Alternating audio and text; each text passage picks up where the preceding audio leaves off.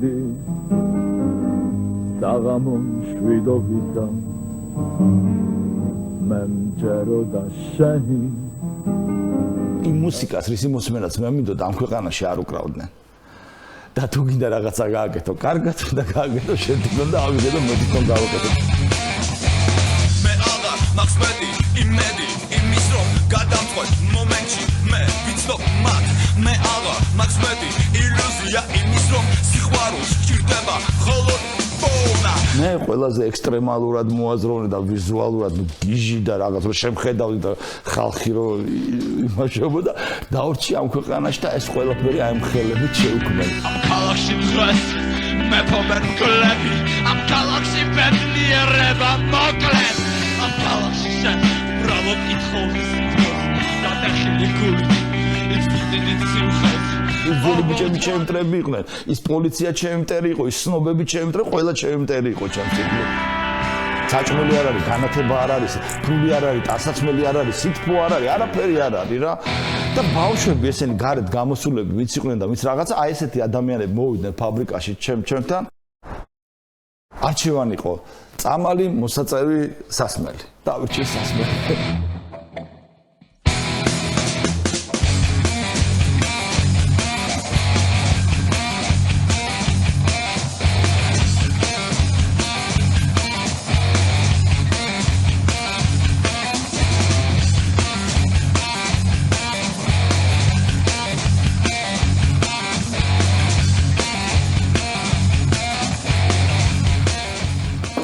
მოგესალმებით ხალხო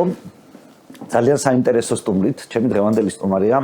თანამედროვეობის დიდი ხელოვანი დიდი არტისტი მომღერალი მსახიობი მუსიკოსი ლადო ბურდული კიდე რამე შეიძლება იყოს მაგრამ მე მგონი ჯობია მე გადაცემაში უფრო მიხვდება ხალხი დიდი მადლობა იმისთვის რომ მეწვიეთ გადაცემაზე მადლობა დაპატიჟებისთვის ჩვენი დღევანდელი საუბრის თემა იქნება ქართული არტი ესე რომ წარმოვიდგინოთ ძირითადად მუსიკალური ხელოვნება, მაგრამ 70-იანი, 80-იანი, 90-იანი წლების ქართული ხელოვნება, ალტერნატიული ხელოვნება, მე ესე ვიტყოდი, როგორ შემოდის საქართველოში, იმიტომ რომ ჩვენი სტუმარი აი ამ ფაქტობრივად პიონერია ზოგადად ამ საქმის საქართველოში შემოტანის. მე დავიწყებ შორიდან თქვენთან საუბარს. როგორი თბილისია ის, როგორიც თქვენ პირველად გახსოვთ? და როგორ იქცევს ის თქვენ ყურადღებას იმგვარად რომ ინტერესდებით ისეთი რამით რაც ალბათ იშვიათია თუ საერთოდ არსებობს იმ პერიოდის თბილისში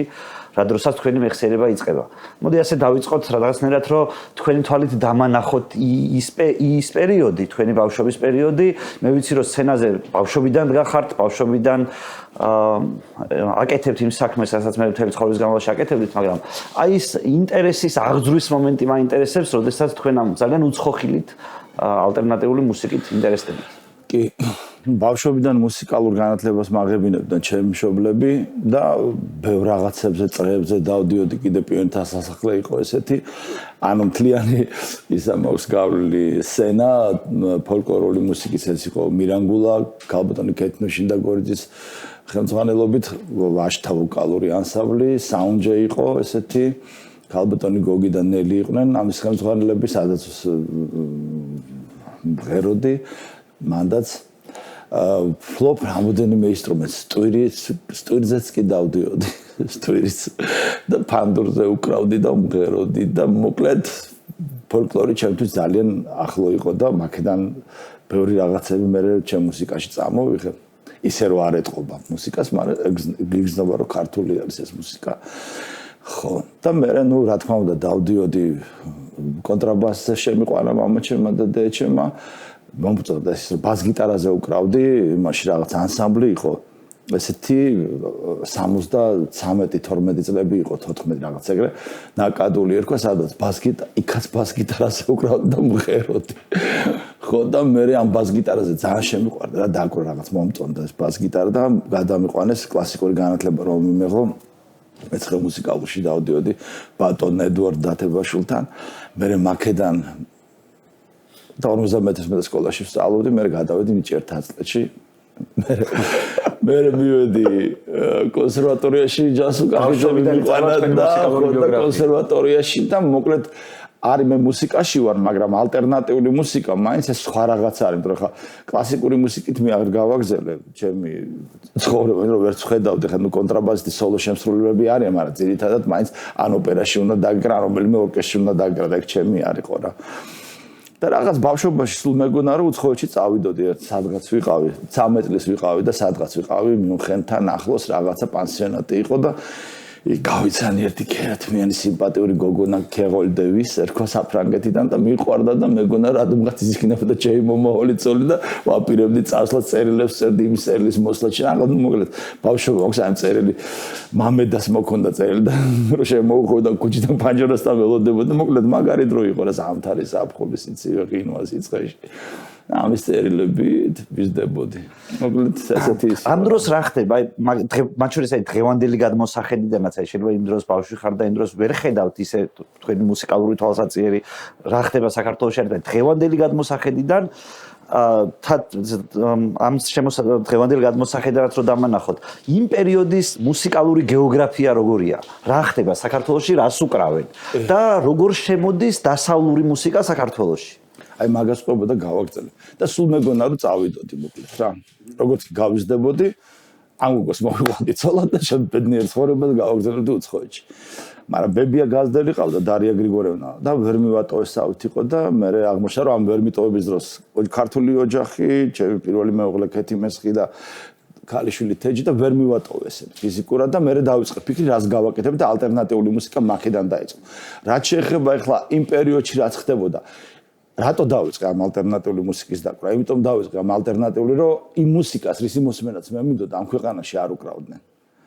და თუ გინდა რაღაცა გააკეთო, კარგად უნდა გააკეთო შენ თვითონ და ავიღე და მე თვითონ გავაკეთე.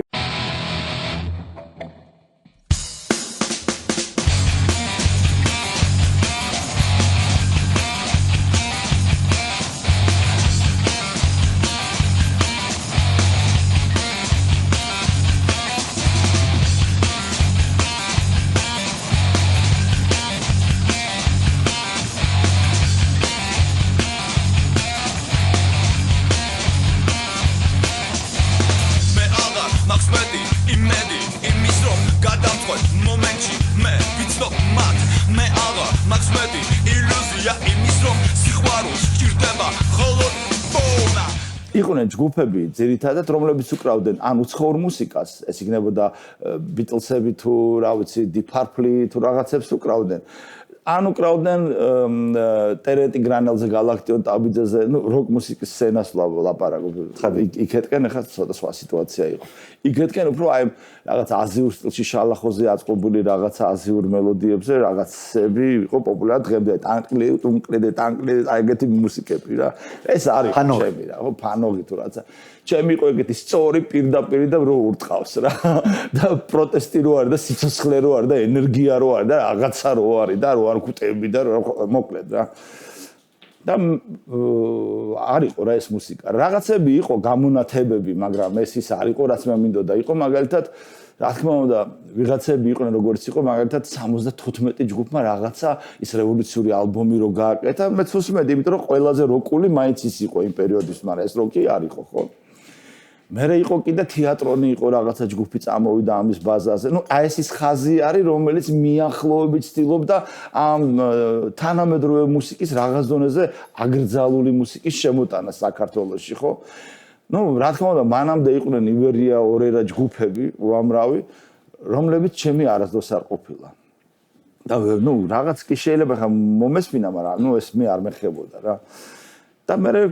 დავიწყე მეთონა მუსიკის დაკვრა ასასვლელი რომ საქართველოს ღირსი იყო რომ ეს მუსიკა დაკვრა და ქართულად უკრავდით? ქართულ მუსიკას უკრავდით მაგალითად? ყველაზე დიდი ჩემი დამსახურება ალბათ თანამედროვე მუსიკის ისტორიაში რომ მე შევქმენი ქართული თანამედროვე მუსიკა ჩემი ცხოვრებიდან გამომდინარე პროტესტით, ჩემი ცხოვრების ამსახველი ისტორიებით, ჩემ თავზე ვსაუბრობ, მე არ ვლაპარაკობ ვიღაცებზე და რაღაცებზე, ყველაფერს ჩემი მუსიკა გავს ფილმს დოკუმენტალურ ჩემი ცხოვრების შესახებ.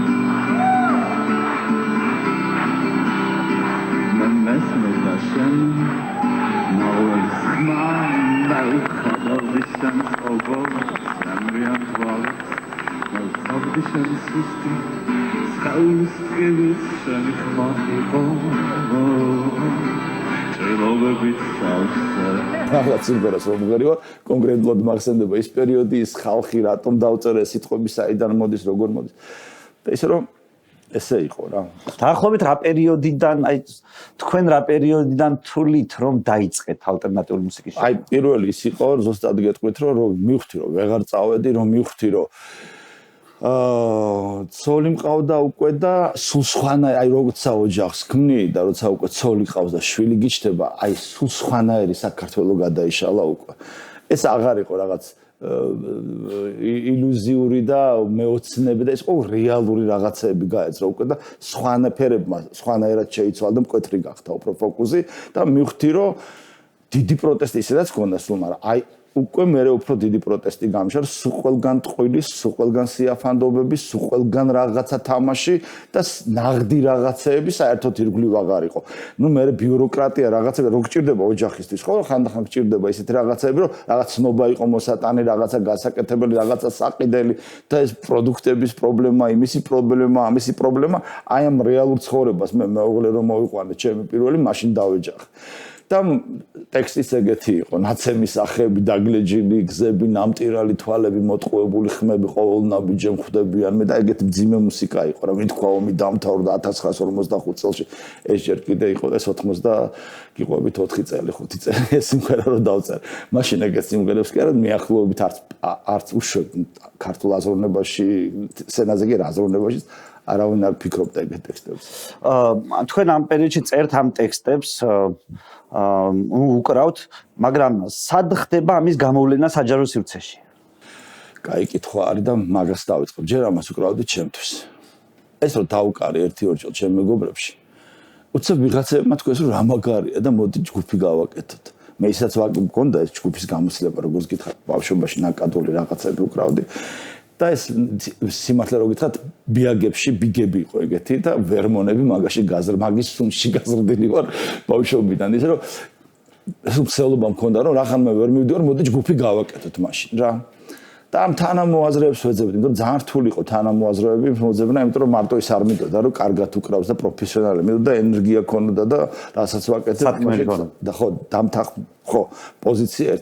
სულისკვეთება ერთნაირი წამოსულიყო სცენიდან. პირველი ჩვენი ჯგუფი გავაკეთეთ, ურჩხული იყო ესეთი და ეს იყო რაღაც პოსტ-პანკი იყო უფრო, მე ეს ურჩხული ჯგუფი დაიყო ორ ნაწილად, მე გავაკეთე რეცეპტი და რაღაც პერიოდის შემდეგ იმათ მაგააკეთეს კომენდანტის საათი, ეს ერთ-ერთი პირველი პანკ ჯგუფი არის საქართველოში და მე გავაკეთე უფრო ალტერნატიული ხაზისკენ წამოვედი და მოძებნე ის ხალხი, ზაზა სახამბერიძე იყო ჩემი ძმა, რომელმაც მითხრა რომ მაგარი სიმღერები არ და ზაზა ხსნაძე უკრავდა ვალერა კაჩაროვთან ბლიცში გიტარაზე. და მითხრა რომ მოდიო გავაკეთოთო ჯგუფიო რა. და გავაკეთეთ ჯგუფი მე და ზაზამ. და ამას დავარქვით რეცეპტი.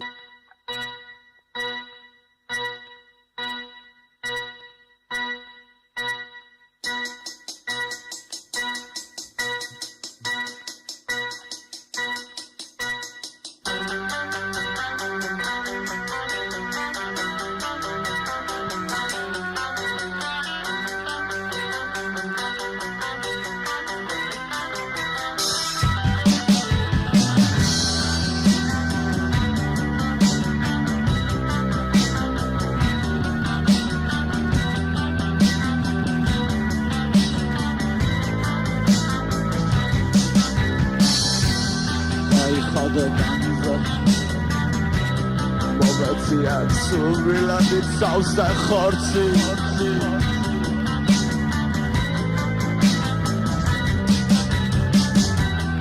Ay khade danza Momenti action-i odori guli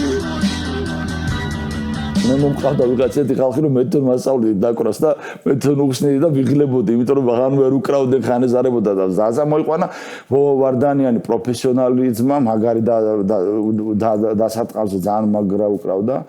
ამღერებდა რა ინსტრუმენტს რა. და ბას გიტარაზე კიდე ჩვენი ძმა ცხონებული ორივე გარდაცვლები არიან. კახალ გუგუშვილი, ჯოზეფა და გავაკეთეთ ეს რეცეპტი რა. და კონცერტებს სად მართავდით, თქვათ და იმ პირველ პერიოდის სისტემას რა ურთიერთობა აქვს თქვენთან? კონცერტი პირველი გავაკეთეთ 96 თუ 17 წელი იყო და რაღაცა კონკავშირმა გააკეთა რაღაც როკ ფესტივალი. 87. მაპატიეთ 86-87 წლები იყო, აღარ მახსოვს ზუსტად. და გააკეთა რაღაცა ისა რა ქვია ფესტივალი და ზაზა მითხარ რომ მოდიო გამოვიდეთო ამ ფესტივალზე და დაუკრათ. მე ვთქვა რატომაც არა სცენა რაღაცები და გავაკეთეთ გამოვედით ამ ფესტივალზე. აი ეს როგორი ფურორი იყო, იცი? აი ყველა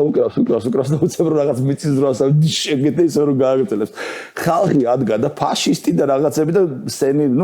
დატოვეს. გააპროტესტეს. ჯერ პირდაღებულები უყურებდნენ რა ხდებოდა. რაიმღერეთ ასე. აი ეს არა ნაღდი რაღაცა ძიმე და მოშნი და რომ მოდის და რომ აღარ იქამდე რაც იკვრებოდა რაღაცები არ იყო რა წამოვიდა ეს ალტერნატიული მუსიკა ენერგიული ვისაც მზად არ იყო საზოგადოება თავის დატვირთდა ტექსტებით და მაგის შემდეგ ხო საერთოდ ყველა იმიდან მივხვდა რომ ეს საშიში კაცია ამის გამოყვანა არ შეიძლება არსად და აი იქიდან ის იყო პირველი და ბოლო ჩემი აი რომ მივხვდი რომ ეხა დადაუკრავდა ჩემი ახლობელი კიდე ჯგუფი ყავდა ტაქსი ეს ჩვენი ტოსოკა ერთი იყო და ქიშო მე და კიდე რამოდენიმე იყო მაგრამ ძირითადი ეს ხალხი იყვნენ და ქიშო ძირითადი იყვნენ ფილარმონის მუსიკოსები ანუ მაგათი სიმღერები გასაგები იყო ადამიანებისთვის და მისაღები იყო და ნორმალ მელოდიური ხაზები ჰქონდათ უფრო გამოკვეთილი ან უფრო რაღაცა ეს რითმული ხაზები და ეს მოდათ ეს რა და ჩემი არც მელოდიური ეს მოდათ არც რითმული და ძალიან უცნაური იყო აი სუფლისნება იყო აი ძალიან უცნაური ჩემთვის იმიტომ რომ ესენი ორივე წავიდა უცხოეთში 93-14-15 წლებში და მე ყველაზე ექსტრემალურად მოაზროვნე და ვიზუალურად გიჟი და რაღაც რომ შემხედავდი და ხალხი რომ იმაშობოდა დავრჩი ამ ქვეყანაში და ეს ყველაფერი აი მხელებით შევქმენი არარსებული სცენა და ამის უკან არც პოლიტიკური პარტია არასდროს არ იდგა არც რაღაც კრიმინალური რაღაც ძალები და არც რაღაც ფინანსური ეს კეთდებოდა ყველაფერი ჩემი გულით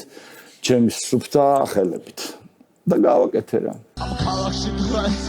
მე ფობენ მკლები ამ ქალაქში ბედნიერება მოკლედ ამ ქალაქში შენ უბრალოდ იცხოვრის სიტყვას გადახილი გულით იცვიდი სიმხეს ჩამოვიტანე ჯერ 92 წელში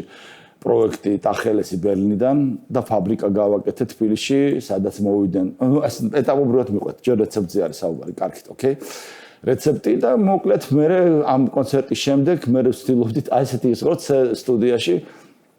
სტუდიაში ჩაწერაზე მივედით და სტუდიაში ხო ზის ეს დიდი ისეთი იყო რა ქვია შუშა და ხედავ როგორ ხმის რეჟისორი აკეთებს და ხედავ ერთი ტიპი შემოდის გვიყურებს გავარ და ხუთი შემოდის გავარ და 15 შემოდის და ყველა რაღაც ეს გიჟები ვინები არიან შეხედე მოდი ნახე ვინები გაიძა ხვდები ხო ის თქმა უნდა აი ისეთი მარტო მუსიკალურად კი არა ენერგეტიკულად ისეთი ძლიერი ჯგუფი იყო რეცეპტი იმ დროს და თვითონაც ახლა აი როცა მე ამას სულ ვამბობ და ძალიან სამაყოა იმიტომ რომ ეს რეცეპტი და ეს მუსიკა იქმნებოდა უფრო ადრე ვიდრე ეს მე მოხდა დასავლეთში აი ეს არის ყველაზე დიდი მნიშვნელოვანი აი ამ რეცეპტის ფაქტორში რომ თვითონ მუსიკალური კრიტიკოსები აი ამას აღნიშნავდნენ რომ რეცეპტმა დაუკრა ეს მუსიკა უფრო ადრე ვიდრე დასავლეთში იყო და აქ კიდე იყო გრანჟის ელემენტები რომელსაც 97 წელს რასაც უკრავდი მე 92-ში ნირვანა და ისინი რომ წამოვიდნენ საუნდგარდენები აი ეს ელემენტები იყო 86-88 წლებში ჩემ ჯგუფში ამ რეცეპტში ეს კონკრეტულად თქვა ჯეისონ ფლავარმა კანადელმა ერთ-ერთმა მუსიკალურმა პროდიუსერმა რომელიც უშვებს ჩემ დისკებს რა იქ და გამოუშვა მოკლედ და მთელი დიდი ამბები მოყვა იმ ალბომს ვიღაც ბიჭი წერს საიდანაც Facebook-ზე რომ ვიღაც ბიჭი კი არა ახლავე გეტყვით მოკლედ ვიღაც ბიჭი მაშინ ჯობია თქვა რომ Sony არის ესეთი ლოს-ანჯელესში ყველაზე მაგარი და გახურებული ამ ალბომების და ამ ესეთ მაღაზია ცენტრალური მაღაზია და შევდივარ და მთელ ხმაზე ისმის რომ რაღაც ქართული მუსიკაო და მივედიო ამ ტიპებთან და უთხარი რომ ვინები არიანო ესენიო და მანახეს რომ ესეთი ტიპი არის ვიღაც მაგარი ჩვენ და იქ ვინც უკრავენ და ვინც მუშაობენ ყველაზე დახვეწილ გემოვნებიან ტიპებად იცვლებიან ისინი რა ეგრე არის ყოველთვის მაღაზიებში და ასე ვიღაც ქართველი იყო ყოფილა ვიღაც ისე გამიხარდა რომ ჩემს ქვეყანაშიო თურმე ეს მუსიკაო მე არ ვიცოდიო მაგრამ იქ ქმნებოდაო აი იმ პერიოდშიო და ესეთი მაგარი და ესეთი ნაღდიო და ისეთი ამაყი ვიყავი ამ ყველაფრით, რომ იმ ლოს-ანჯელესში ხო მაინც ქართველი ხარ რაღაცა, გონია რომ ეს ყველაფერი ცივილიზაცია იქეთკენ არის და შენ აქედან და შეეტენო. და უცებ რო ხედავ რომ იმ ცივილიზაციაში აი ყველაზე გახურებული ტიპები ამას უსმენენ და ეს თურმე შენი ნაწილი ყოფილა და შენ ეს არ იცოდი უბრალოდ იმ 80-იან წლებში, ეს კიდე სხვანაირ განცდას აძლევს ალბათ ადამიანებს როგორც იმ ბიჭმა ამბობს. მოკლედ რა და ესეთი სიტუაცია. საბჭოთა კავშირის აი პერესტროიკის მერე აი მე მოდის ეს ეროვნული მოძრაობა და იმგრევა საბჭოთა კავშირი საქართველოს დამოუკიდებელი ქვეყანა ხდება, მაგრამ ეს რთული პროცესია, მარტივი პროცესი არ არის. აი თქვენს პროფესიაში რა იცვლება? აი ჯერ მაგალითად იგივე პერესტროიკა რა ასწulis, რა იგრძნობა მაგალითად მუსიკის თვალსაზრისით. რაღაც საბჭოთა კავშირმა რაღაცაში არ ბილა, ეს რაში გამოიხატება? პირობითად, იმიტომ რომ ჩვენ ვიცით რომ მანამდე არის რომ რაღაცა პრობლემა იყო, რაღაც საზღვარგარეთიდან მუსიკების შემოტანა, დისკების შემოტანა, რაღაცის შემოტანა და მე უკვე აი რაღაცნაირად თავდება ამ საბჭოთა კავშირის ისტორია და იწყება რაღაცა ბუნდოვანება, არეულობა, რაღაცა. აი ამ დროს რა ხდება თქვენ ცხოვრებაში? აი ეს ეტაპი როგორ გახსოვთ? ახლა საბჭოთა კავშირის დროს რა იყო, რომ არ გიღებდნენ, იყავი ანტი და ეს რაში გამოიხატებოდა? აი არ გიღებდნენ, ვინ არ გიღებდა? ნუ კონცერტებს ვერ აკეთებ. ფილარმონია შენს არ გეხმარება კონცერტების მოწყობაში, შენი მუსიკით შორს ვერ წახვალ, უნდა გააკეთო ანდერგრაუნდ სივრცეებში, სადღაც. და მოკლედ ცოტა ის იყო რა, ნუ მოკლედ დაკეტილი ქონდა ყველა გზა, რომ ამისი, მაგრამ პერესტროიკა მეს დაანგრია რაღაც დონეზე და პერესტროიკა მანახა რომ უკვე რუსეთიდან რო დაიწყეს ასეთმა ჯგუფებმა თავის ამოყოფა, უკვე აქაც რაღაც დონეზე შერბილდა ეს ურთიერთობა, მაგრამ ეს იყო მაინც აი კომკავშირის და კგბ-ში და ამ ტიპების დამოკიდებულება უფრო მაინც სვეცკი იყო ჩვენთან, ხო? და აი მე ეს რო დამთავრდა მთლიანად და მოვიდნენ აი ვიღაც გაჩხერილში ტიპები დაუბანელი გაუპარსავი ავტომატებით და რო ხმული და ყეფით ლაპარაკობდნენ. იქ უკვე იყო რომ ხედავდი რომ სვეცკაობა აღარ არის, ეს პროსტა მოგკლავს და მორჩა. და რამხელადი შენ მაგარი ხარ რომ აი ამებში შენ შეძლო შენ თავის წინაშე და უფლის წინაშე მართალი იყო და რასაც ამბობდი ის გაახურო. და აღმოჩნდა რომ შევძელი რა. და ეს ბარემ ქუჩაზეც კითხავთ, იმიტომ რომ თქვენ ძალიან გამორჩეული ადამიანი ხართ, გარეგნობითაც გამორჩეული იყავით, ისე როგორც მოძრაობდით. ეპატაჟის გამოწვევის უნარიც გაგაჩნიათ. ამ საზოგადოებაში ეს საშიშია და ყოველთვის საშიში იყო.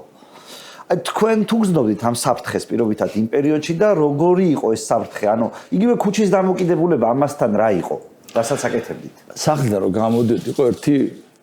ბოძიხის დავკოცინით იმ ბოძს, იმიტომ რომ უკან დაუბრუნდებოდი თუ არა, სახლში არ მეგონა. არც ეს ადრენალინიც იყო და ეს იყო რაღაც ბრძოლა საკუთარი თავიდან დაწყებული, დამთავრებული საზოგადოებამ და შენს გარ, რა თქმა უნდა, იმის აი სასტრაფო მანქანა რო ჩაელვის და სახანძ რო აი ესეთი ვიყავი ქუჩაში რო დავდიოდი, მიყურებდნენ და რაღაც რეაქციები ყველას ჰქონდა და ზოგს რაღაცა, ნუ მოკლედ რა, უყურადღებოთ არ მტოვებდნენ რა. მაგრამ მე ამას იმიტომ არ ვაკეთებდი, რომ ეს რაღაც ბრძოლა იყო ჩემში, რატო უნდა გავხდე ისეთი და ისეთი რაღაცები ჩავიცვან ისე, რაც მე არ მევასება. ესე იგი შენ შიშარა ხარ და შენ ისეთივე ხროვის წარმომადგენლები ხარ, როგორი ხროვაც ის არის, ხო? და აქედან გამომდინარე ეს შიდა ბრძოლა და ეს პროტესტის განცდა უფრო დიდი იყო, ვიდრე რომ იქ იცი რა არის, ერთი ორჯერ ეგრე რომ ჩაიცვალდი და გაივლიდი, ხო? შენ თუ სიაფანდი იყავი, ისეთი და ქუჩა დაგხვდებოდა იქ, რომ შანსი არ არის, სულის დონეზე გაგჩერდა და კიდე ეგრე ჩაგეცვალა და გაგი არა. შენ თუ მე ამბოხი და ნაღდი ტიპი არ იყავი და თუ შენი ცხოვრების გზა არ იყო ეს.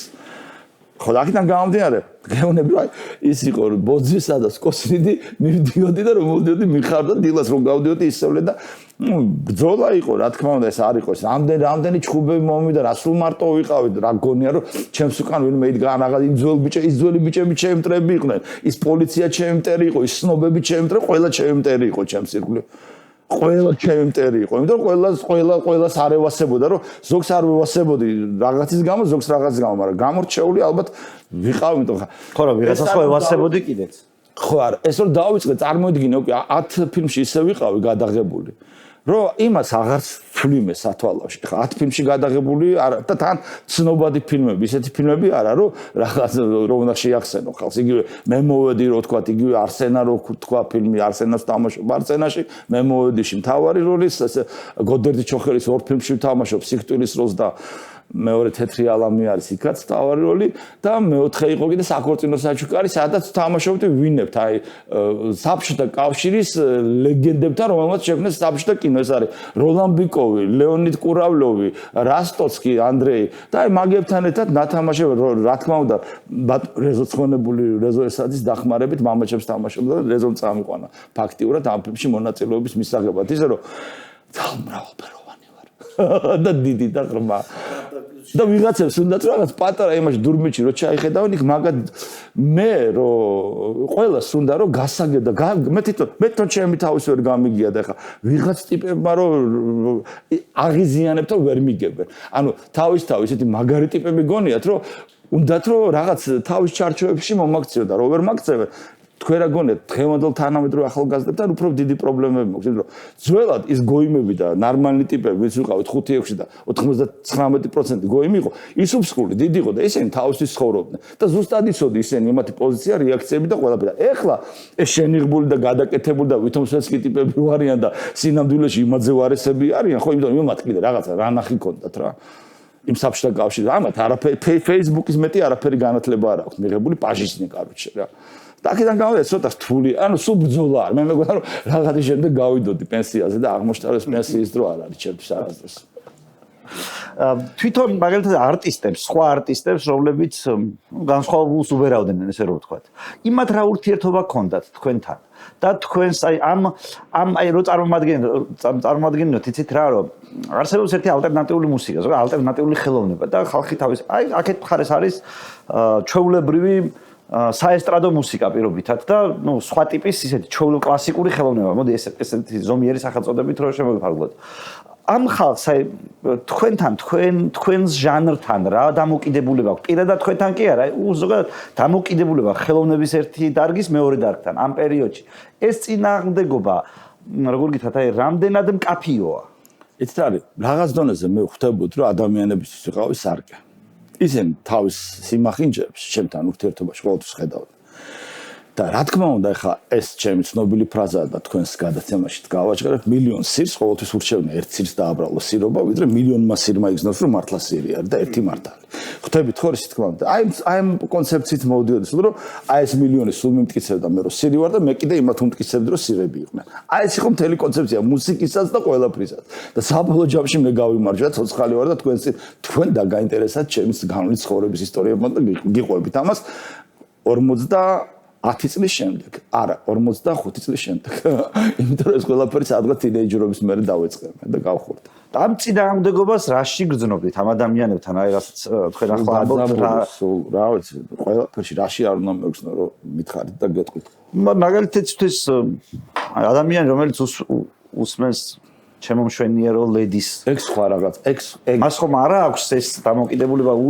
ეს კაც ახლა მოდი ვაგინოთ პირიქით მე მახსოვს რომ პირველად რომ მოვისმინე რამდენჯერმე მოვისმინე და საერთოდ არ მქონია განცდა რომ ეს კაცი ახლა ხორცმეტი ამ საზოგადოების და მაგას გეტყვი რომ აი ზუსტად მაგი ალბომი რომ დაიწერა მაგან გააკეთა რეაბილიტაცია რომ ბიჭო თურმე ამას რა კარგი სიმღერების მაგი ალბომია ფორტეპიანოს ალბომი ძალიან კაინტე ჩემონათელო ვარსკვლავ და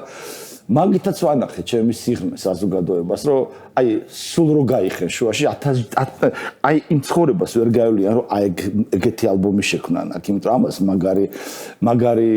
რაღაცები ჭირდება მარტო ის არა რომ მუსიკალური განათლება მაქვს და რაღაცა მაგას კიდე ბევრი სხვა რაღაც იგივე ის განცდები ჭირდება ის სწორი გადაწყვეტილებები ჭირდება რაც ახლა რომ მოусვენ აი ეს 7 წუთი ვზივარ და უკრავ და ხვდები რომ ეს ანგიჟია ან ძალიან მაგარი ანუ ვიღაცა არის ხო მაგარი მანახეთ აი მაგისთან რომ შვიდი კაცის ის ერთ ინსტრუმენტთან და ადამიანს ეგრე ახურებს და ეგრე სიღრმეში მიყავს და ხმას არ ამოიღებ აი დღეს რა გაკეთებულა დედამიწაზე დაადეთ აქეთკენ და აქეთკენ დაადეთ აი ეს ჩემო ნათელო ვარსკვლავ და შეადარეთ რა და ხმას არ ამოიღებ იმიტომ რომ რახან ამ ქვეყანას ეს ქვეყანა არის ძირითადად ქართველები ვართ გადასულოთ დავგრიჯოთ გავანადგუროთ მოვსპოთ თუ მაგარი არის ვიზე მაგარია ჩემზე მაგარი და ყველას ეს ამბიცია აქვს რომ თვითონ ვიღაცა არის და ყველაზე მაღალ და წმინდა რაღაცებს ირჩევენ და აგინებენ იმიტომ რომ თავის თავს შინაარსი მიცენ და თავის თავს უთხრან რომ აი მე შემილია და მე ამაზე ნაკლები კი არა ვარ და ესეთი ხორცმეტები რასაც მე ვამბობ არის ძირითადი 99 მოსახლეობა იყო არის და იქნება ამ ქვეყანაში რომ ეს ქვეყანა არის სათბური აი ესეთი ნაბოზრების რა და სულ იქნება რა. კრიტიკული ხარ თავს. ნუ ხარ კრიტიკული არ აი წარმოიდგინეთ ეხლა მე რატომ უნდა ვყვებოდა თქვენ ამ ისტორიებს და რატო არ უნდა დაეწერა ეს ვიღაცებს ეხლა რუსეთში მაგალითად რო ჩადიხარ იქ აყოლები დააჯერნენ ბევრის გრებენშიკოს და აყოლებენ ერთი მომიყევის და არა იმიტომ რომ ამაზე იმდენი ადამიანი იმდენი პროდიუსერი მუშაობს იმდენი ვიღაცა მუშაობს ეს ყველაფერი ისე შეფუთული აქვს და ისე გემრიელად ყიდიან აქ დღემდე ბრძოლა არის ეს და ძემდე გეკითხებიან მართლა ბიჭო ეს რაღაც ბიჭკა ჩადებული და შენ უნდა მოუყო რომ იცი მე და ამ მდგომარეობაში ევასება საზოგადოებას რო ყავა რომ სულ უნდა უხსნა სულ უნდა რაღაცა კარგი come on baby მოკლედ რა დამოუკიდებელი საქართველო რითი განსხვავდება საბჭოთა კავშირისგან? ვითომ პრადვინუტი ტიპები ვითომ რაღაცა არა, მე ვძახი იმ პერიოდში, დღევანდელი გადმოსახედიდან კი არა, ცოტა ხანი უკან დაბრუნდეთ. აი, არის 99 წელი და არის 91 ან 12 წელი. აი ეს პერიოდი თქვენს სფეროში რითი განსხვავდება? ერთი მხრივ არის აი აქ არეულობა რაღაცა, მაგრამ მეორე მხრივ არ არის საბჭოთა კავშირი. რა დადებითი და რა უარყოფითი თვისებები გამოიწვია ამ ამბავმა? ძირითადად მთელი აი ეს ვინც იყო ნაღები ადამიანები, ვისაც უნდა გადაერჩინა ეს ქვეყანა და ვისაც ახალი გადაწყვეტილებები სწორე უნდა მიეღო და ხალხი წაეყვანა თავისკენ, მოტყდა ამ ქვეყნიდან. მე დაჟე ესეთი პონტი მქონდა რომ რაღაც 99-ში უკვე 10-ში აი 9 აპრილების შემდეგ და ეს ომები და უბედურებები რო დაიწყო ჩემს მაკაცებს და მეგობრებს ვეუბნებოდი რომ თბილისში ჩვენ ვართ უკვე ტურისტები უცხოელები რა უკვე ისეთ რაღაცას დაემსგავსა ეს ქალაქი ყველა თბილისში ჩამოვიდა ყველას რაღაცა კითხვები და პრობლემები და ზიზღი ქონდა თბილისისადმი ნუ გარეუბნე სოფლები და ასე მე თუც არაფერს არ ვამბობ მაგრამ ესე მოხდა ეს პროცესი მოხდა და რაღაც აირია ქვეყანა ხო და ხალხი გამოვიდა ვიღაც ვინც კაი ტიპები იყვნენ ვითომ იმათმა ავტომატები აიღნა დაუწყეს და უბედურებები მოხდა იგული ყველგან და აქედან გამომდინარე რა ვიცი ხა მანამდე საქართველოს რადიკალურად სხვანაირი იყო მანამდე საქართველოს იყო აი თქვენ ჩემზე კარგად იცით ხა ისეთი რომ ნახეთ თქვენი გადაცემა ისეთი ხალხი ყავთ პირდაპირ იმებს ყვებიან რაფერის ნასკებიებს ვიღაცას იმ დროს როცა ლაპარაკობდა და ამ ეს კაი არის რომ რჩება ისტორიას ამ ხალხის ნალაპარაკები რა თქმა უნდა უფრო ნათელი წარმოდგენა შეექმნათ ხალხს ეპოქაზე ხო და ნუ იმ დროს თქვენ იცით რომ სულ სხვა დონეზე იყო საქართველოს ხო სუდია კარგი სხვა თემა არის მაგრამ თეატრი, სპორტი, რა ყველაფერი, კულტურა, თლიანად და მეცნიერება ჯერ მარტო რამხელა მეცნიერების სახლი იყო უზარმაზ დღეს არც ვიცი სად არის მაგათი ოფისი აქვს თუ არა საერთოდ არიან მეცნიერები თუ არა ყველანი გაიხსნენ ვინც იყვნენ ხო აქ ან გარდაიცვალნენ ტრაგედიებში უფულოდ ან რაღაცები მოხდა ნუ დიდი უბედურებები მოხდა მანამდე კიდე ეს იყო ყველაფერი ამ რაღაც კრემლის დოტაციაზე და იღებდნენ და რაღაცა მოძრაობაში იყო და მე ამის შემდეგ როცა უკვე მხედრიონი და ეს რაღაც ისინი გაეზრნენ უკვე გვარდიები და გვარდიელები და ვიღაცები და უკვე ომები დაიწყო თქვენს მოგიხსენებათ რომ ქვეყანა კი არა აირია ხალხი პირველი საათის შემდეგ შიშით გარეთ ვეღარ გადიოდა ეს 90-იანი წლებია რასაც თქვენ ყვებით მაგრამ სინამდვილეში რო შევხედოთ ყველაზე მეტად ალტერნატიული მუსიკა ამ დროს ვითარდება ქვეყანაში და ამას რა განაპირობებს იქნება ეს გარემო არა იცით რა არის მანამდეც განვითარდა ეს მაგ დროს უკვე გაიხსნენ ეს ალტერნატიული მუსიკოსები და დაერხა ყველაფერს იმიტომ რომ როცა ამბიცია გაქვს შენ ისეთ ღარიბ რეალურ ქვეყანაზე როგორც აღმოჩნდა მაშინ საქართველოს შანსი არ არის რომ შენ გახურდე იქ იმიტომ რომ ამ ეს როკ მუსიკა არ არის მხატვრობა რომ ტილოს დაიდებდა დახატავდა მოჩა ეს არის უზარმაზ უძვირესი სიამოვნება სცენა განათება აპარატურა მთელი სისტემა არის ეს რომელიც ჯდება რამდენს იხდიან საქართველოში რო ჩამოიყვანონ არტისტები მილიონებს იხდიან აი ესეთი ძვირიანია და წარმოიდგინეთ ახლა ლადო ბურდული ერთი მარტო ამ ყველაფერს როგორ უნდა ისა შანსი არ არის მაგრამ მე მაინც რო ესეთი ვარ და მოკლედ გასაგებია მაინც ვაკეთებ ჩემ რაღაცებს ხო მაგრამ ასეთ ღარიბ ქვეყნებს და ასეთ პატარა მცირე ბიუჯეტი ამ ქვეყნებს როგორც საქართველოს არის როკ მუსიკა და შოუ ბიზნესი რაღაცები დაივიწყეთ ეს მორჩე 3 მილიონი ხალხში 3 მილიონი რომ მარტო მეტი რო ქართულ დედამიწაზე არავინ 3 მილიონი კი არა საბერძნეთში რო ვიყავი 10 თუ 12 15 მილიონია მე ხოწებოდა რუსეთზე გაგვიყვანეო იქაური ბენდები რომ აქ ჩვენს ქვეყანაშიო ფულს ვერ ვაკეთებ და იქ უნდა ჩავიდეთ აი საბერძნეთი მეუნებოდა ამას და ევროპიდან გარბიან 300 მილიონიან ამერიკაში რომ ცოტა დატრიალდნენ და მაყუთი იშოვონ და 3 მილიონი ქვეყანა თავისი ენით და თავისი პლუს ალტერნატივა უკვე დარხეული გაქვს და მორჩა და წერტილი და სადაც ალტერნატიულ მუსიკას უსმენს 99% სეზიზღება და 5 და რაღაცა 0 რაღაცა უსმენს რა რის იმედი უნდა გქონდეს აი რის იმედი მაშინ როგორ ირჩენდა თავს ხალხი? აი საბჭოთა პერიოდში გასაგებია მოსკოვის როტაცია ეს გასაგებია, მაგრამ აი 90-იანი წლებია და მუსიკოსმა ვიღაცა წავიდა, მაგრამ ვინც დარჩა, ის რას აკეთებს? ისინი გალოდნენ, გაუბედურდნენ და დაიბრიდნენ. ვინ დარჩა? აი ვინც არის ან გაუბედურებულია, ან რაღაც ხელით ჩახნეული აქვს ცხოვრებაზე, ან ვინც არიან კიდე ესეთი ტიპები, ვინც რაღაც დონეზე მთავრობასთან ისწავლეს საერთო ენა იპოვეს რაღაცები, ტიპობები, რაღაც თავის პონჩი არის, მაგრამ მე არასდროს ერთი რაღაცა ჩემი პრიუსი ყოველთვის არის ის და იქნება რომ მე არც ერთ მთავრობასთან არ შევსვლა ძმაკაცობაში და არავის დროშები არ მიტრიალებ. ეს ქონია შემოთავაზება. პოლიტიკოსები არც მექნებოდა, იმიტომ რომ რო დავდგედა ვიმღერო ჩემი სიმღერები ვერ გაიგებენ რომ ეს კაცი ჩვენს წინააღმდეგ არის და ჩვენს ხარაზე არის ისეთი ხო ხვდებით არ არის თქმა მინდა და აქედან გამომდინარე ხო არც მქონია ხა იქ ისეთები ყავთ ტყვილად მომღერალი და ვაზელინიანი ხალხები რომ რაში ხა მეც იციან რომ ჩემთან ეგარგავა ისე რომ თავისი ტუსოვკა ყველას ხავს ხო და მოკლედ რა და ესე ვართ აი რა ტუსოვკებია მოდი თქვენი ტერმინს გამოვიყენებ 90-იან წლებში საქართველოში მე ვიცი რომ თქვენც აწყობთ ამ პერიოდში ივენთებს და ფესტივალებს მე სახლში გადაიტანეთ ერთი პერიოდი სტუმრების მიღება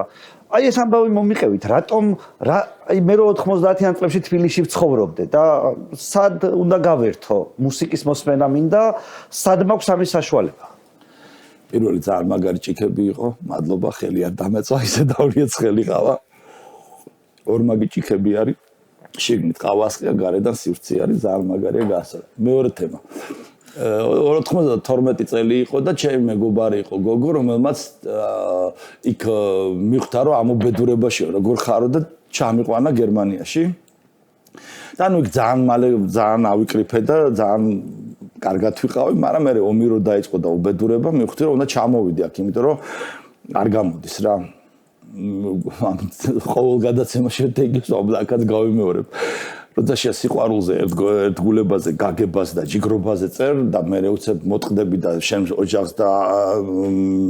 ცოლშვილს და მამას და დედას და ძმაკაცებს დატოვებ და იქეთკენ მელიჟბი კარგად ვიყო არ გამოდის ვეღარ დაწერ ამ სიმღერებს და წამოვედი იქედან მოკლედ ის მთელი ამბები მოხდა გზა უბედურებები გავიარე ჩამოვედი თბილისში და გავაკეთე ფაბრიკა, იმიტომ რომ იქიდან ჩამოვიტანე, ტახელესი იყო ეგეთი გენიალური პროექტი, როგორი პროექტი, ის რომ დასავლეთ ბერლინი და აღმოსავლეთ ბერლინი, სადაც ესაზღვრებოდა, იქ იყო ღობე. და იმ ღობეს ის ღობე ითვლებოდა გარეუბნად ორივესთვის. როცა მოანგრიეს, აღმოჩნდა ის ცენტრი და იქ ძველად გიტლერის დროს დატოვებული ქარხნები რაც იყო, იქ შევიდნენ არტისტები და გააკეთეს ინსტალაციები ამ ნაგვებისაგან, რაღაცისაგან და მაგარი რაღაცეები გამოუვიდათ რა. და იქ ამ ტახელეში დაუკარი კიდევაც მე და გავიცანი ქავრი ადამიანებს შევეცადე ეგეთივე გამოკეთები და ჩემს ქვეყანაში და რო ჩამოვედი წარმოდიეთ ხა ბერლინ და დასავლეთ ბერლინ და გერმანია გაერთიანებული და თბილისი პირველსაძე ხალხი რო იმალება რომ არ მოკლან ქუჩაში და გავაკეთე აი ფაბრიკა ფილმით და შეგიძლიათ ნახოთ ვინები მოვიდნენ რა ხალხი გაზარდა ამ ფაბრიკამ და მე ამ ხალხმა კიდე შექმნეს ის ახალი დაბადება საქართველოსი აი ფაბრიკაში დაიბადა ის კულტურული საქართველო და ის ახალი საქართველო შეგიძლიათ ნახოთ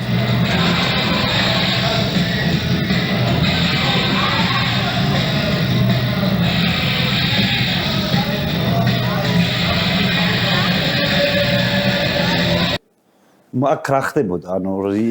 ეს ბავშვები რომლებსაც კითხვები ჰქონდათ რომლებიც გაიზარდნენ აი ამ რაღაც წარმატებულ საქართველოში და უცებ ეს უბედურება მოხდა ეს ხო უზარმაზარი სტრესი და შოკი იყო ქვეყნისთვის და ბავშვები გამოდიან და ეძებენ რომ აი სად წავიდნენ რა ახალგაზრდები ხო წარმოიდგინეთ განადგურებული დაანგრეული ქვეყანა დარჩათ უცებ მშობლები რა დღეში მაგათი ხო საჭმელი არ არის განათება არ არის ფული არ არის ტანსაცმელი არ არის სითბო არ არის არაფერი არ არის რა და ბავშვები ესენი გარეთ გამოსულები ვინც იყვნენ და ვინც რაღაცა აი ესეთი ადამიანები მოვიდნენ ფაბრიკაში ჩემთან აბრეშუმის ფაბრიკა ავიღე ჩავიტანე ჩემი იდეა იქა და განვახორციელე აი უნდა ნახოთ რა ვიცი ეს ფილმი არის შეგიძლიათ ნახოთ და მიხვდებით ყველაფერს ნუ თუ ყველაფერი ხო და მე რატო გადავიტანე სახში ეს ისტორია მაგას ახლა ვიგეთყვით მე რო დაიწყეს უკვე ამ პიჯაკ მოხურულიანმა და არყისტიცებში ჩადებულმა ტიპებმა რომ მუსიკანი და სათვალები რეიბანი ჩამოწეული რეიბანის ნუ რა თქმა უნდა ჩინურით რაღაც ვერსია ნახდით ძირებს მუსიკალნი ბარდელი ძმაო სად არისო და იქ რო რაღაც ვიღაცები დაიჭრა კიდე და იქ რო ჩხუბები მოხდა და იქ რო დახოცეს უკვე რო ვიგრძენო ჩემი პასუხისმგებლობის ქვეშ არის რომ ამ ბავშვებს რამე რო დაემართოს მე ვაგებ პასუხს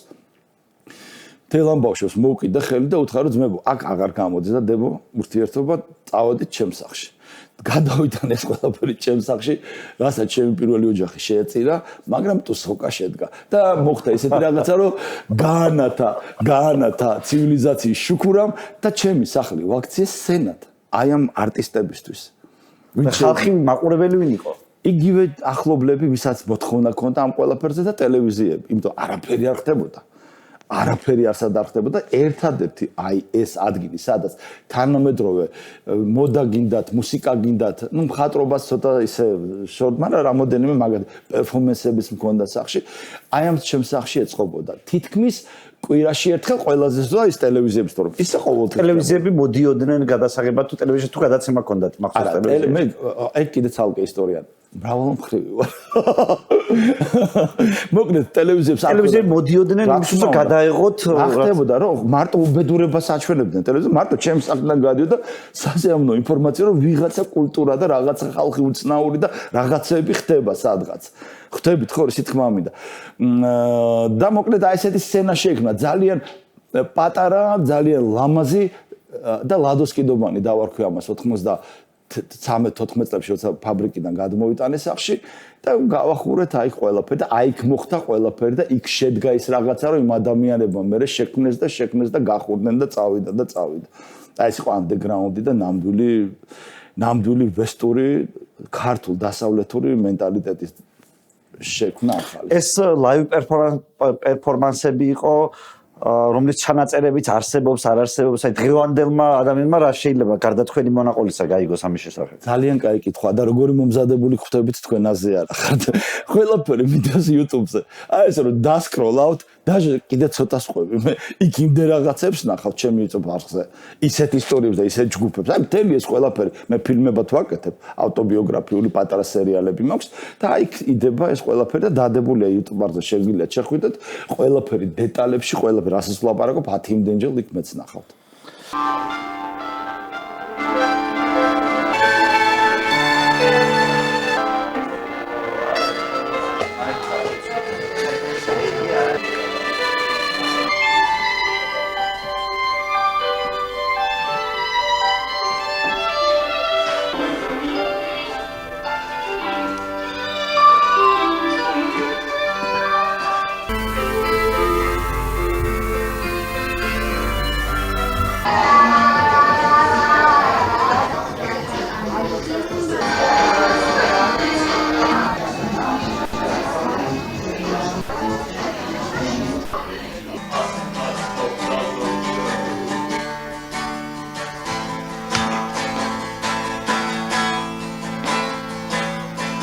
სხვა რა ხდება თქვენ სახლში და თქვენ სირგლივ მიმდინარე მოვლენების გარდა იმ პერიოდის ქართულ კულტურაში რა ხდება თქვენი კონკურენტები ვინ არიან მოდი ესე შევხედოთ რომელთანაც ჯიბუში ხარისხი იზრდება და ხალხისთვის მომგებიანია აი ზუსტად მაგ თემაზე ეგეც კარგი კითხვა არის გეტყობათ რომ პროფესიონალი ხართ უკვე აქ ისეთი ხალხი ყავდათ ჩამოყალიბებული კითხვებით ოკეი ვაგრძელებთ რეცეპტი რო შევქმენი, მოდით აქედან გავაგრძელოთ ისე, ხო, იმიტომ რომ ეს რეცეპტი იყო ყველაფრის სათავე. ეს რო შევქმენი და ეს რო გახურდა ეს ჯგუფი, მივხვდი რომ ჩვენ უნდა გამოვიტანოთ ეს და ტელევიზიაში მივიტანოთ. ფილარმონია, ტელევიზია, ამას ხო რეალურად ხალხმა უნდა ხალხის მოთხოვნიდან გამომდინა. იმ რუსეთში პერესტროიკა რომ მოხდა, ეს ხალხის მოთხოვნა იყო და აქ ყველა ჯიგრულად ცხოვრობდა, საკაიფო ვისაც უნდა ორი თავი ვის აქვს, მაგრამ ჩვენ გადავწყვიტეთ მე და ქიშომ ჩემი ძმა, რომ მოდი ტელევიზიაში ბიჭო მივიტანოთ და ეს ინფორმაცია შევიდეს სამსისულელებს რო ანახებენ ამ ტელევიზიაში, ცოტა რაღაც სხვა არჩევანი საშუალება რომ გაიზარდოს ადამიანებისთვის, ხო? და მოკლედ ესე მივიტანეთ ბიომეტიკ ჩავატარეთ რაღაცები და ბოლოში გიორგი აებრალიძემ ხვდება რომ მოდი ამათ თავი დაანებე უკვე გაგიჟებული უკვე ვიჩხუბეთი გრამოდენი ტელევიზიაში ჩხუბეთ? ხო, რა თქმა უნდა.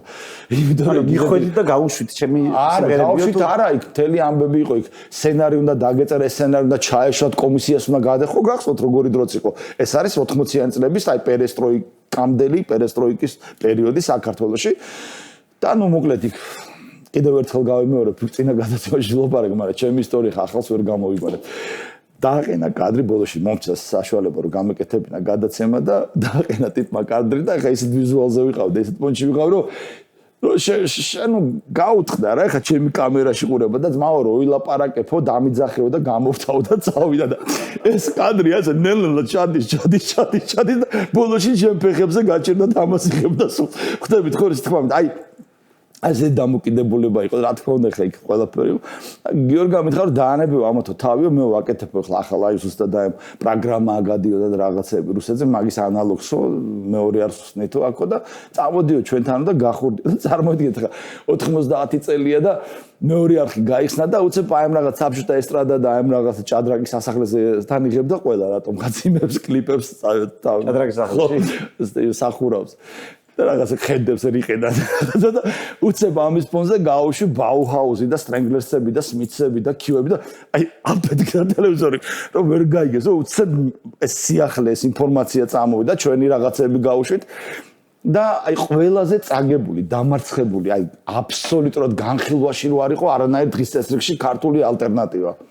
აი ეს გავაცოცხლე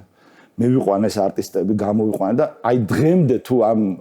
კიდე სატრაბახო აქვს ვიღაცას არის სწორედ აი მეორე არხზე ამ ალტერნატიული ჩემს მიერ გაშვებული მუსიკის შედეგი რომელსაც ეს ალტერნატივა და ეს ტიპები აქცია დღევანდელ გმირებად რაც დღეს არიან მიუღებელი იყო საქართველოსთვის ქართულ ენაზე ასეთი როკი და რაღაცები და ეს სტრანი ტიპებთან დამოკიდებული არ განიხილებოდა და უკვე ტელევიზიით რო ნახეს ეს ჯგუფები ბევრი ჯგუფები გამოვიდნენ აი უკვე მიხვდნენ რომ ეს უკვე ტელევიზიამ რახან ანახა, ესე იგი მოსულა დაშვებულია და უკვე სხვა დამოკიდებულებად შეიცვალა. მე ამ ტელევიზიის შემდეგ იყო ფაბრიკა, რომ უკვე ეს ხალხი რომ მირეკავდნენ, მოდიოდნენ, მეც რო ჩამოვედი ამ გერმანიიდან, უკვე იქან მე ჩემს სახში ხალხი აღარ დაეტია, უკვე დავიწყე ყველაფერი ერთმანეთზე ესე ჯაჭვით გადაბმული ლოგიკურად. მე ჩემს სახში ხალხი არ დაეტია, მოდი ფესტივალები გავაკეთო და გარეთ გავიტანო და აი ასეთი დინამიკით მოდივარ დღემდე.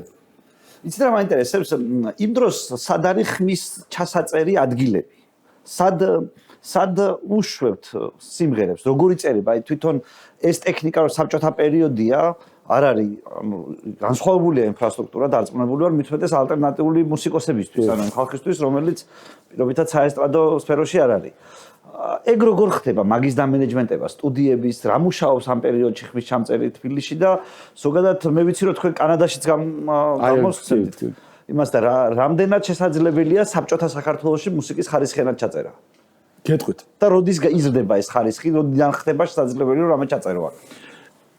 საქართველოს ქონდა ანტიკვარული ამიერკავკასიაში 3 თუ 2 სტუდია იყო ეგეთი აშენებული მთელ საბჭოთა კავშირში ერქვა მელოდია იყო ესეთი სტუდია. ნუ უნიკალური სტუდია იყო. თავისი ხით, თავისი აპარატურით, თავისი აკუსტიკით ყველაფრით. და რატომღაც დაანგრეზე რაღაც სახლი აშენეს იქ, არ ვიცი. მამას გიჟების გარდა ვერავინ ვერ იზავდა და ეს გააკეთეს აქ. აი ზუსტად იგივე რაც დღეს არის ძველ ახალ კინოსტუდიაში რო არის ხის სახლი, სტუდია ლენო რეკორდსი რო არის გვაჯი. აი ზუსტად ეგეთი, ოღონდ უფრო მეტი ოთახებით იყო რა. ეს იყო მარტო კინოსტუდიის ხმის ჩამწერი სტუდია. წარმოიდგინეთ იქ ოფიციალური ამიერკავკასიაში ერთადერთი მელოდია იყო ანტიკვარული ხეები და იმებით, აი წარმოიდგინეთ ნამდვილი კედარიო თუ რაღაცა აიმეები დაყენებული რუსული რაღაცები. მოკლედ ძალიან მაგარი სტუდია იყო რა. თავისი ამერიკული ნოიმანის მიკროფონი ძალიან მაგარი. და ნუ ეს აღარ არის. ასეთი გოგონა იყო დარეჯან გულიაშვილი ცხონებული გარდაიცვალა ეგეც და ბიჭი კოსპისოვმა მითხარო ჩემი ძმაკაც ტაქსის დრამერი რომ ლადიკო ესეთი მასტიავ და შენო რაღაც ამ მოძრაობებს რო აწვევი აი იქნებ ეს დაგეხმაროსო და რადიოში რაღაც გადაცემას აკეთებს როკის მოკიო და თუ რაღაც და დარეჯანი პატარა გოგო მოვიდა დიდი საყურებით და რაღაცა უხსნედი რომ აი ეს არის ჯაზი, ეს არის პოპი, ეს არის როკი, რაღაცას ის იწერდა, რაღაცას აკეთებდა. მოდიო რა ერთად გავაკეთოთ თუ გადაცემა. მე ვთხარი ხა მე როკ მუსიკოსი ვარ და რა ვიცი, მაშინ არ იყო რა მიღებული ესეთ პონჩი რომ ეს კიდე ოქროს ბიბილომდე იყო. რომ მე ვთქვი მოდი მეთქი იცი რა ჩვენ ყავს ვიღაცები და სერი გვარჯელაძე გავუში რომ მე ვთქვი აი ამასთან ერთად გააკეთე მეთქი ეს როკის მოკი და გააკეთეს მე და ეს როკის მოკი დამაც რაღაცა თავისი ფუნქცია იმ დროიდელ საქართველოში შეასრულა. კიდე კითხეთ კონკურენტებზე და კოლეგებზე რომელიც ერთმანეთთან შეიძლება დაპირისპირებაც აქვთ შემოქმედებითი მაგრამ ერთმანეთს ეხმარებიან. აი იმ პერიოდში ვინ არის ის რომელსაც თქვენ რაღაცნაირად კონკურენტად განიხილავთ იმ პერიოდში იმიტომ რომ ნუ რა ვიცი ერთ იგივე საქმეს ვაკეთებთ ჟღერის იმის კონცერტზე ასეთი ხალხი დადის ამის კონცერტზე ასეთი ხალხი დადის და თვითონ აი ეს კონკურენცია მინდა მაჩვენოთ თუ არსებობს ამ პერიოდის მუსიკოსებში მე დადა ქიშო ვიყავით ამ პერიოდში და სამივენ ვიყავით ნუ კი რაღაცები იყო ჩვენ შორის მაგრამ ისეთი რაღაც კონკურენცია რომ რაღაც როგორც ბიტლსებმა Rolling Stones თუ Rolling Stone-მა ბიტლსებს კაბელები გადაუჭრა კონცერტის და ეგეთი რაღაცები არ ყოფილა. ნუ რა თქმა უნდა ის სხვა მუსიკიშო უკრავდა, უფრო ბარდი იყო ქიშო, ბარდისა ესეთი შანსონია სტილში უკრავდა, დადა უფრო უკრავდა ვალნას, ესე ცოტა ელექტრონული იმითი და მე უკრავდი ალტერნატიულ მუსიკას. ეს სხვადასხვა რაღაცა იყო და ეს შეიძლება ჩაითვალოსო ჩვენ საერთოდ შეხების წერტილები მარტო ის ხოდა რომ მაგაცები ვიყავით ერთმანეთს რაღაცებით ვეხმარებოდით და აი ეს კონკურენცია ესეთი ღრმა და დიდი ჩვენ არ გქონია. ეს მერე რო ყველა წავიდა და შეიძლება თქვენ ალბათ სხვა რაღაცის კითხვა გინდათ, იმიტომ რომ იმ პერიოდში როცა ჩვენ ამას ვაკეთებდით 80-იან წლებში კონკურენცია ნოლი იყო, იმიტომ რომ ერთი ინგლისელი ბიჭი იყო და იმანაც მითხარო რა მაგარი არო რომ კონკურენტო ხარო და ეხლა უნდა გახურდე და ეხლა უნდა გაახურო შენი მუსიკა, საერთოდ არ ეყავს ამ სფეროში კონკურენტიო. აი ესეთი სიტუაცია იყო. ეგ კონკურენტი რო არ ყავს ხო პრობლემა იმ გაგებით რომ ხალხმა არც ანუ შენ ისეთ რაღაცაში მიაბიჯებს სადაც საერთოდ გაუკვალავია. კი, აი ზუსტი სიტყვები თქვით და მე პირველი კიდე რომელი ჯობია კონკურენტი რო არ მყავდა თუ საერთოდ ეს მუსიკა არ შექმნილიყო. მაშინ უნდა გავშერებულიყავი და არ უნდა გამეკეთებინა. დღეს საქართველოს როცა მიდიან და მარიაჟობენ ალტერნატიული მუსიკით მარიაჟობენ. აბეხემას არავინ არ ჩართავს რაღაცებს, რასაც აკუსმენ, ხო ხალხი? და ვითით მარიაჟობენ უცხოელებთან. სადღაც მე რა უცხოელებთანაც არ მოვისმინე ყველანი ჩემით რეცეპტით და ამ რაღაც დაკრული ეხლა აი ეს კანადელი რო თქვი თქვენ იმან დატოვა სადღაც 100 დისკი დამიტოვა რა CD-ზე ჩაწერილი და მივიტანე გასაყიდად თეატრალური ინსტიტუტის გვერდზე იყო რაღაც პატარა მაღაზია და დავადე 50 ლარი ამას გიყვებით 2007 წელი 50 ლარად გაყიდეს რაღაც მე მაზლევდნი ერთ თოში ყველა გაყიდული იყო და მივედავთ ხარ ქართველებმა იყიდეს მეთქი არ გამაგიჟო ამ ფასად იმიტომ რომ იქ რაღაც ცნობადი ძალიან მაგარი ნუ საქართველოს ის მაგარი ტიპები 15 ლარი და 10 და 20 ლიტა და უცებ 50 და ეს სულ უცხოელები გიძულობდნენ შემოდიოდნენ ამ ქართული რაღაც ალტერნატიული პანკი რაღაცა და მაზლზე იმ გახარებულები მირბოდნენ რა ად გაიყიდა 100 დისკი გაიყიდა ერთ თვეში რა იცით რა მაინტერესებს, აი 10 წლეულების მიხედვით, აი რო წარმოვიდგინოთ 70-იანი, 80-იანი, 90-იანი, 2000-იანი, რა იცვლება ალტერნატიულ მუსიკაში? აი ზოგადად რა იცვლება ქართულ ალტერნატიულ მუსიკაში? რითი განსხვავდება მაგალითად აი 80-იანი წლების ალტერნატიული მუსიკა 90-იანი წლებისგან, შემდეგ 90-იანი 2000-იანისგან, აი დრო რას უშვება ამ პერიოდში იმ მუსიკას, რასაც თქვენ აკეთებთ? იცით რა არის? ქართულ რეალობაში. ხო ეს როგორი რაღაცა არის იცით რა ხა რაც არ უნდა ეს ალტერნატივა შეიძლება თემები შეიცვალოს რაღაცა პოლიტიკურად თუ რაღაც მორალურად რაღაცები შეცვალო მაგრამ აი როგორც ახლა ვენის კლასიკური მუსიკა არის ხო და ყველა მის რა ვენის კლასიკური მუსიკა ესეთი არის ის ისეთი არის აი ესეთივე ეს ალტერნატივა ხა დიდი ცვლილებები შეიძლება დაამატო რაღაცები ელექტრონული გახადო მაგრამ კონცეფცია ალტერნატივის არის რომ ალტერნატიული უნდა იყოს და პოლიტიკურ მოვლენებს რა გავლენა ქონდა თქვენს მუსიკაზე იმ პერიოდში რაც ხდებოდა საგიჟეთში ამ ეს იყო პროტესტი იყო ეს თლიანი რეცეპტი არის ხა მე კონკრეტულად პოლიტიკოსების სახელებს და ვიღაცებს არ ვასახელებ მაგრამ ეს ხო პროტესტი მოусმენ მუსიკას ხვდები რომ ტკივილია და პროტესტია და ნაღდი არის და მოკლედ გლობალურად მღერი ვარ მე არ მღერი ვარ ის არის რაღაცა ვიწრო იმითი რა ქვია ხედვით რომ აი რაღაც ეს მეწყინა და ეს მეტკინა და რაღაც მიტინგი მოხდა და ამ მიტინგზე ხდებოდა ძალიან მაგარი რაღაცები ზოგადად გამსახურდიას დრო არის და მიტინგი მე ცხოვრობდი რა და მიტინგი მიდის რაღაცა ეს რომ გავივლიდი ჩემ მეგობრებთან ერთად მიტინგი ჩერდებოდა აი ესე გაგვაყოლებდნენ და მე ისე გრძელდებოდა ანუ ისეთი განსხვავებულები ვიყავით აი იმ რეალობაში იმ რეალობასთან შედარებით არ დადიოდით მიტინგებზე ერთ დროს აი ერთი რაღაცა მაქვს ამ მიტინგებზე ვერ დავდივარ სამი რაღაცის არ მჯერავს პანაშვიდების ქორწილების და მიტინგების რატომღაც იღმაში აი ესეთი სიტუაცია ვარდების რევოლუცია რას სვლის? აი ზუსტად აი შევარდნაძის ეპოქის დამთავრებამ რა შეცვალა? აი ზუსტად ვარდების რევოლუციაზე ჩემ მშვენიერი ლედიზე რო შემეკითხეთ აი ვარდის მიტანა საქართველოს ქართლის დედასა ხო იყო და მე მოხდა ვარდების ამას რაღაც დონეზე რაღაც მისტიკური დატვირთვით რომ ამ კლიპმაც რაღაც დონეზე ამ ვარდების რევოლუციის სიმბოლურად რაღაც დონეზე ითამაშა რომ ვარდების რევოლუცია დაარქვეს მაგას და იმ კლიპშიც მე ვარდი მიმოხს ქართლის დედასთან ხო ვარდების რევოლუციამდეა გამოსული ხო და მაგას გეუბნები და ჩემი კლიპი მანამდე არის გამოსული და რაღაც შავთვალე რომ წინამორბედი იყო საქართველოს ხო იმიტომ რომ ეხლა ხო ნუ ამ კლიპმა ბევრი ადამიანს იმედი დაუბრუნეს რომ დაინახეს რაღაც ხა მე იქ ვიზუალურად სხვანაირ რაღაც დაიჯერეს რომ მომავალის და სინათლის და რაღაცას მეუნებიან მე რომ ხვდებიან რომ ამ კლიპმა ჩვენ დაგვიბრუნა წვენა რომ საქართველოს გადარჩებოდა და რაღაცა ნუ რაღაცეები არ ვიცი აი ეს მოხდა ამ კლიპმა მოიტანა ეს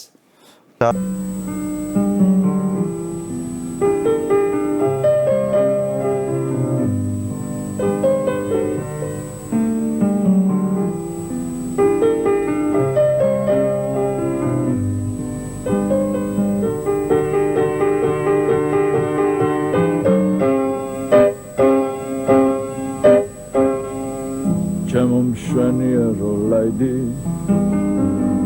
საღამო მშვიდობისა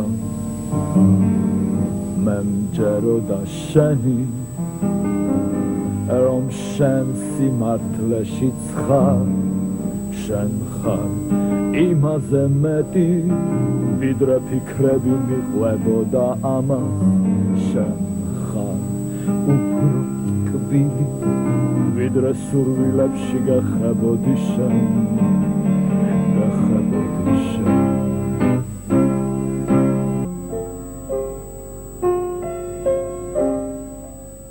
და ეპატაჟური არ ყოფილა საზოგადოებისთვის ეს კლიპი პირობითად? ეგ სიტყვა არ ვიცი რა არის ეპატაჟური რაღაც აი გამაღიზიანებელი, იმიტომ რომ მაინც ქართლის დედა საქართველოს აქ ყველაფერი ყველას აღიზიანებს. უნდა ივარჯიშო და არაფერი აღარ გააღიზიანებთ. დილას უნდა ერბინო და სულ კაი ხასიათზე იქნებიან არ დარბიან სვავენ პახმელიაზე არიან არაფერი არ მოწონდა რა თქმა უნდა ხა ყო მაგათ საკო-სარკეში რო იქნებიან თავის თავი აღიზიანებ და კლიპი არ გააღიზიანებ და ამიტომ ჩემს მუსიკას ჭირდება ჯანმრთელი ბედნიერი ხალხი და მეც თვითონაც ეგეთი ვარ ჯანმრთელი ბედნიერი ნარკოტიკები ცხოვრებაში არ მიღია ნუ რა 1-2 მოსაწევი რაღაც ისეც რაღაც პატარა პერიოდი დაუგზალე მე სიგარეტს არ ვეწევი და რავი სულ ვარჯიშობ და ნუ ალკოგოლისადმი მიდრეკილება უფრო რო დავრჩი ამ ქვეყანაში და რომ მივხვდი რაღაც სისტემაში და ჩავჯდე რომ ადამიანებმა უფრო გამიგონ არჩევანი იყო წამალი მოსაწევი სასმელი დავიჭე სასმელი ეს იყო 36 არ დამიჯერეთ 36 წლის ვიყავის მარო დავიწყე მანამდე სუფხიზელი იყავი სულ ანუ ეს ყველაფერი მუსიკას სადაც მიდით ფხიზელი სულ ფხიზელი და ნავარჯიშები და სულ მაგპონძე ვიყავ დღევანდელი გადმოსახედიდან რას გააკეთებდით განსხვავებულად არაფერს იმიტომ რომ რაც გაკეთა ყველაფერი ღვთისნება არის და რაც გამაკეთებინა უფალმა ეს იყო საჭირო ამ ქვეყნისთვის იმ კონკრეტულ იმასაც ხვდები რატომაც დავბრუნდი იმასაც ხვდები რომ მე რო არ დავბრუნებულიყავი აი ეს პროცესები მე რაც მოყვა იმ ფაბრიკას იმ ჩემს სახლს იმ ჩემ ფესტივალებს არაფერი არ მოყვებოდა უამრავი ადამიანი და დიდი სახელი დღეს საქართველოს არ ექნებოდა არ მინდა ხეს დავიწყო ამაზე ლაპარაკი მაგრამ ან იქნებოდა სხვა სახელი ერთმევოდა იმიტომ რომ ჩემს სცენაზე იმათი ფუნქცია სულ სხვანაირი იყო და სხვანაირად გაანათეს იმ ხალხმა აბსოლუტურად იმიტომ რომ ჩემი დახმარებით და ჩემი წარმოიდგინეთ ახლა გეტყვი რა 2000 წელი მარტო ასე თქვა და საქართველოს გაუბედურებული გაპარტახებული მოგიხსენებათ შუქი არა გაზი არა ფული ნუ ფული იყო აი ხალხი ერთმანეთს ანახებდა რომ აი ფული როგორი არის სიმბოლურად მოუყვება მაგრამ ხო ეგეთი დრო იყო არ ქონდა ხალხს ფული ხო და უბედურება იყო და სიტუაცია ესეთი არის რომ ყველაზე პრადვინუტი ტიპები და ყველაზე აი ესეთი ადამიანები საქართველოში ნატრულობენ რომ აი ბაქოში გამოვიდნენ და ბაქო გახდა უცებ მექა რა რაღაც კულტურის ეს პოპ მომღერლები ფეშენის ტიპები რაღაც აი იქეთკენ დაიდნენ რომ სტამბული იქ თავისი ვერ გაკაჩეს მოსკოვში უკვე გზადაგეტილი იყო და იქაც რაღაც დონეს ვინც დარჩა და მიაღწია რაღაცას ისინი აქედან კონექშენი დასრულებული იყო და ჩამომყავს ამ დროს ფეშენ ტივის MCM-ის მეცოსი და აი მაგაცი და შემქმნელი ფრანსუა წილე და ესე პირდაპირ აი ყველაზე ტორტის მარწყვი ჩამოუტანე საქართველოს არავინ არ დამხმარებია ამ იმაში ჩამოუყვანე პირდაპირ და საქართველოს მოდა და მუსიკას ცოტა გაუჭირდა, იმიტომ რომ რაღაც კლიპები ვერ შეესატყვისებოდნენ. მოდა ეგრევე fashion TV-ზე დაждდა. ეგრევე იმ წამს ვედავაჭინე. რას მოდა fashion TV-ზე დაждდა? ნუ აი ეს არტისტები ვინც იყვნენ იღებდნენ რაღაც თავისებს და fashion TV აშუქებდა ამას. ის კაცი რომ ჩამოიყვანა ეს მთელი მასალები რაღაც დაახლოვდნენ და მე fashion TV კაფე გახსნა სოფოჭკონიამ რუსთავზე არ ვიცი გახსოვთ ეს თუ არა. ეს სულ აი მოძრაობა. ხო, აი ხო, ეს სულ აი მოძრაობიდან მოხდა და აი ჩემი უშუალო ურთიერთობებიდან გამომდინარე, თორემ 1000 წელი იქ ვერ მოხდებოდა ეგენი ვერასდროს. მე დღესდღეობით ვზადებოდი გადაცემისთვის ერთ-ერთმა ჩემმა ყოფილმა სტუმარმა და თქვენმა კარგმა ნაცნობმა მითხრა მეთქი რა დაგაინტერესებდათ მეთქი ლადოსგან მეთქი მითხრა რომ ზოგადად სულ პრობლემა არისო ლადოს სიმღერების კარგ ხარისხში შოვნაო იმიტომ რომ ან თვითონ არ გამოსცემსო ანოს თვითონ ინახავსო და კითხვა დამაბარა რომ როდის ექნებაო საშუალება ქართველ მაყურებელს რომ მოისმინოს კარგ ხარისხში ის რაც მე დარწმუნებული ვარ სახში აქ ლადოს და სხვას არაჩვენებს. აი ესეთი უცნაური შეკითხვა. აი ხომ მე გეტყვით ჩემ დამოკიდებ ხო მართალია, იმიტომ რომ სულ მინდა რომ მე პერფექციონისტი ვარ და მინდა რომ ყველაფერი იყოს იდეალურად, გენიალურად და ეს იდეალურად და გენიალურად ვერასდროს ვერ იწერება და მოკლედ აუცილებლად წელს ნუ სულ ვაძლევ ამ პირობებს, მაგრამ ნუ უკვე ასაკშიც ვარ შესული და რაღაცები უნდა ვწერ, მართლა ვწერ და მართლა ვაკეთებ და იმედი მაქვს რომ იქეთა წელს რამოდენიმე ალბომი და რამოდენიმე რაღაცა უნდა გამოვიდეს, იმიტომ რომ მე თვითონ მორალურად ვერ ვაბიჯებ იმას, რომ მგონია რაღაცა აკლია და უკვე დამუშავება უნდა უფრო და ეს ჩემი პრობლემები არის. ხო. და ერთი ძალიან საინტერესო ისტორია უნდა გავიხსენო, რომ Facebook-ი ახალი შემოსულია და რაღაც ჩემი სიმღერა დავდე და დავაზიარე რა და ვიღაცამ ეს რომ შენ რომ მაგარი ტიპი იყო ეს აი რა იდიოტებში ვცხოვრობ დი და აი ხო არაფერი მაგრამ წერს რომ შენ რომ მაგარი ტიპი იყო ამ სიმღერას რატო დააზიარებდიო და აი ხვდებით რატო გასძამდიო რატო ჩემს გვერდზე რომ დავაზიარე დავაშიარე ჩემი სიმღერა ვიღაც ქალბატონი წერს რომ ისაუბრა შენ რომ მაგარი მუსიკოსი იყო ამას არ გააკეთებდიო და აი ესეთ ცირებში ვცხოვრობდი რა და ეს მე რაღაცნაირად ვითომ არა მაგრამ გეხება რა რომ აი просто არაფრის ღირსნი არ არიან რა და არც მინდა ხა იცი რა რომ გამოგაქვს ეს რომ აი რაღაცა არ მინდა ხა ცუდი სიტყვები თქვა და ძალიან როლში შევიდე მაგრამ რაღაცა უფრთხილდები რა მეწოდება ჩემი სიმღერა აი საჯიჯგნა და აი ამათი რა და მე როგორ გაიგო და მე აი ერთი ორი სიმღერა სამი სიმღერა ეს განსაკუთრებით მომწონს მე აი ეს ჩემო ნათელო ვარსკვლავი არის შედევრი უბრალოდ მაგაზე მაგარი სიმღერა ვისაც მოგისმენთ მომიტანეთ დამიდეთ და მე პირველი კრიტიკოსი მე რატო ვარ მაგარი იცით რომ ჩემზე მაგარი კრიტიკოსი საკუთარ თავს არავინ არ ყავს იმიტომ რომ შენ თუ არ გაქვს ეს შიდა ის რაღაც საკუთარ თავთან კონფლიქტი და შენ მინუსებს თუ ვერ ხვდები ხო ვერ განვითარდები რა შენ თუ მაგარი ტიპი ხარ და თუ ყველაფერი იცი მაშინ დასრულებული განვითარებული ყოფილიყარ და მეთი აღარ გინდა განვითარება უკვე იცი ყველაფერი ხო მე სულ ეს კონფლიქტი მაქვს საკუთარ თავთან და აქედან გამომდინარე ყოველთვის მაგარ რაღაცებს ვაკეთებ მგონია მე ასე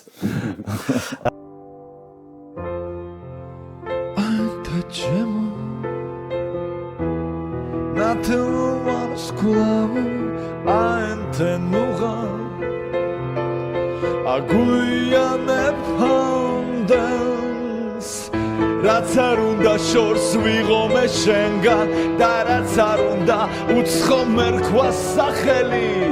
აენთე ჩემო ნათელო ვარსკვლავო აენთენუღარ აგუია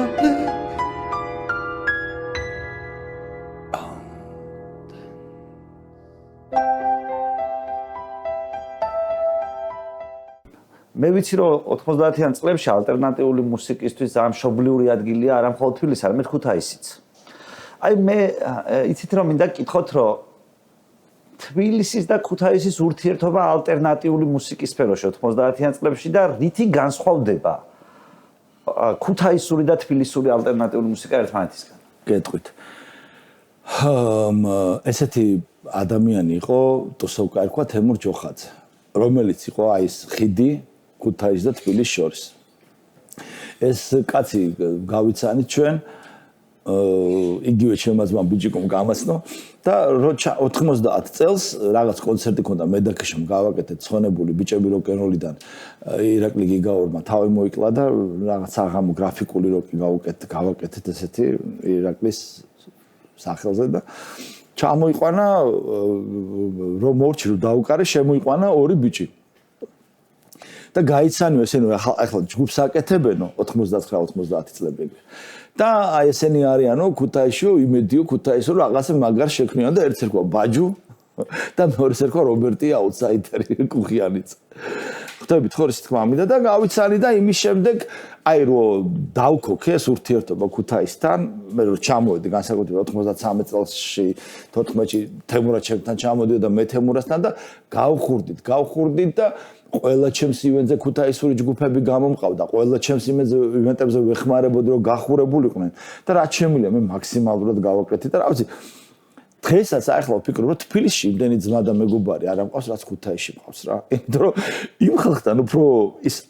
ხო მე თან ცოტა ისეთი შეზღუდვები მაქვს 90-იანი წლების მეგობრების გარდა ახლებთან ვერ ვურთიერთობ რა. სხვა ხალხი არის, სხვა გაგება აქვს, სხვა მოთხოვნები და ამ ჩემს ძმებთან იგივე 90-იანი წლის ქუთაისლებთან, იგივე პიკასოსთან, იგივე გოგაია ჟორჟოლადესთან და ასე შემდეგ ძმობა დღემდე მაქვს რა. და მოკლედ ვამბობდი რა უცნაურია რომ თბილისში გაზრდილ კაცს მეგობრები ყავს იქ. რომ ესეთი დაშვება რო გავაკეთოთ ალტერნატიული მუსიკის დედაქალაქი რომელი იქნებოდა თბილისი თუ თბილისი არის რა თქმა უნდა რაც არ უნდა მაგი ვილაპარაკო და რაც არ უნდა ჩვენ მოვინდომოთ რომ ეს ასე არ იყოს ესე არის ხა რომ დადებ ხა ის რობერტ აუტსაიდერის ალბომი მამონოვთან ჩაიწერა 91 წელში თუ 12 წელში და ხა 87-ში უკვე